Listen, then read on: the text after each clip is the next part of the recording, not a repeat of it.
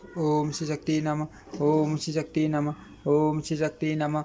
मथुरा के भिन्न भिन्न तीर्थों का महात्म्य। मोहिनी बोली, पुरोहित जी, मैंने अवंती का महात्म्य सुना जो मनुष्य के पाप दूर करने वाला है। अब मैं मथुरा महात्म्य सुनना चाहती हूँ। पुरोहित वसु ने कहा, मोहिनी सुनो, मैं मथुरा के कल्याणकारी वैभव का वर्णन करता हूँ। जहाँ ब्रह्मा जी की प्रार्थना करने पर साक्षात भगवान अवतीर्ण हुए हैं। वहाँ प्रकट होकर भगवान नंद के गोकुल में गए और वहीं रहकर उन्होंने गोपों के साथ सब लीलाएं की। वनों में तथा मथुरा में जो तीर्थ है उनका आपसे इस समय वर्णन करता हूँ। सुनो।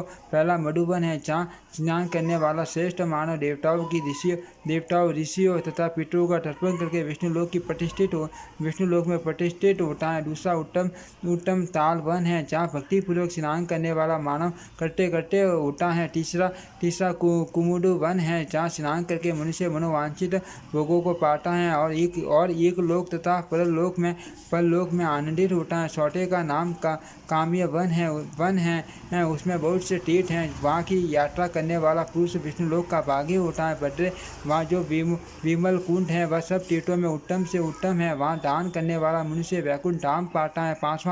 पांचवा बहुला वन है, जो सब पापों का नाश करने वाला है। वहाँ स्नान करने वाला मनुष्य संपूर्ण कामनाओं को प्राप्त कर लेता है। छठा भद्र वन नामक वन है, जहाँ स्नान करने वाला मानव भगवान श्री कृष्ण के प्रसाद से सब कल्याण देखता है। वहाँ सातवां खडीर वन है, जिसमें स्नान करने मात्र से मनुष्य भगवान विष्णु के परम पद को प्राप्त कर लेता है। आठवां माँ वन है, जो भगवान श्री हरि को सदैव प्रिय है। उसका भक्तिपूर्वक दर्शन करके मनुष्य इंद्रलोक में आदर पाता है।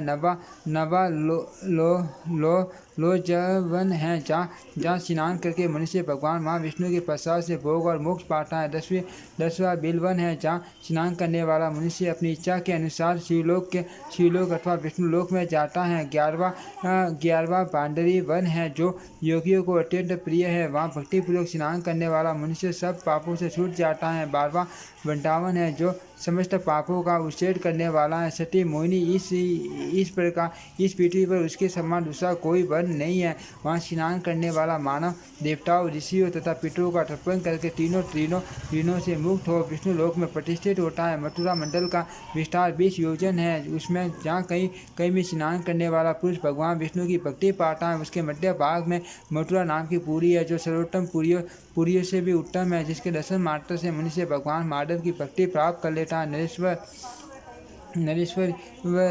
नरेश्वरी, वहाँ विश्रांति विश्राम घाट है, नाम से प्रसिद्ध एक तीर्थ रतन है, जिसमें भक्तिपूर्वक स्नान करने वाला मानव विष्णु धाम में जाता है। विश्राम घाट से दक्षिण उसके पास से विमुक्त नाम का उत्तम तीर्थ है, जहाँ भक्तिपूर्वक स्नान करने पर मनुष्य निश्चय ही मोक्ष पाता है। वहाँ से दक्षिण भाग में राम तीर्थ है, जहाँ स्नान करने वाला पुरुष अज्ञान बंधन से अवश्य मुक्त हो जाता है। वहाँ से दक्षिण संसार मोक्षण नामक उत्तम तीर्थ है, उसमें स्नान करके मनुष्य विष्णु लोक में सम्मानित होता है। उससे दक्षिण भाग में देव दुर्लभ प्रयाग तीर्थ है, जहाँ स्नान करने वाला मानव अग्निष्टोम यज्ञ का फल पाता है। उससे दक्षिण तेंदुक तीर्थ है, जिसमें स्नान करने वाला श्रेष्ठ मानव राजसूय यज्ञ का फल पाकर देवलोक में देवता की भांति प्रसन्न रहता है। उसे दक्षिण